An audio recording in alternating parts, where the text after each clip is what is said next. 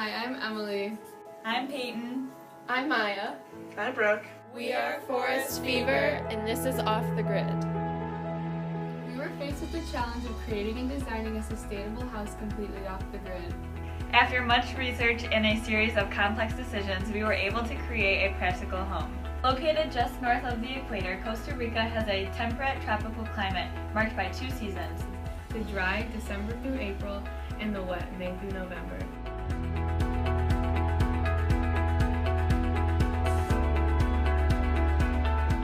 During the wet season, rainfall peaks at 300 millimeters in the months of September and October.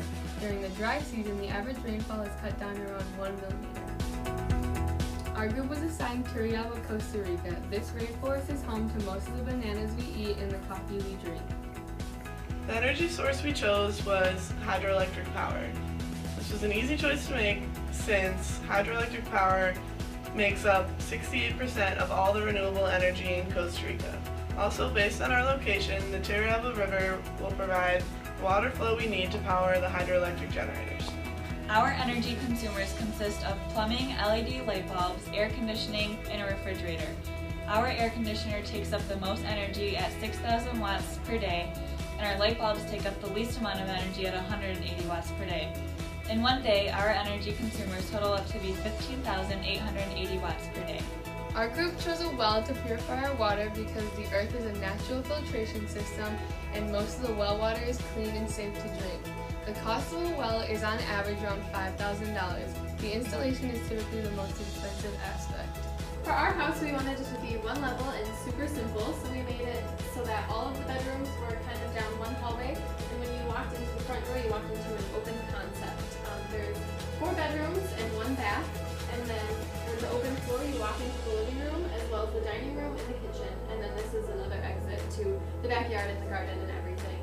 So Costa Rica is super hot all year round, so we wanted to make sure there was a generous amount of airflow. That's why we have so many windows and doors and exits and just an open concept so that air can easily flow throughout the house. And just a fun fact, we realized that we would have to cut down a few trees to be in the location that we wanted to be. So we decided to take the trunks of those trees, and typically in the area that we want to be located, they're mostly banana trees. And we researched the trunks of banana trees, and they're very strong and durable. So we decided we wanted to use their trunks for our flooring, so that we have hardwood floors. Our garden will take care of most of our dietary needs. On the left, we have a section for tomatoes and lettuce. In the middle, we have a section for starfruit and cantaloupe. And on the bottom, we have a section for sweet corn, which is not only for us, but also the animals we have, which are on the right. We have cows for dairy and meat, and we have chicken for, again, eggs and meat. And then on each end of our pens for the animals, we have compost bins, which will help with the soil needed to grow all of our crops. I learned a whole lot about architecture and what goes into actually building a house. I learned about the actual location of Costa Rica and how much weather can affect lifestyle. I learned about how much energy we use in our household per day. I learned about all the various kinds of renewable energy and how effective they all may be. Stop! Get out!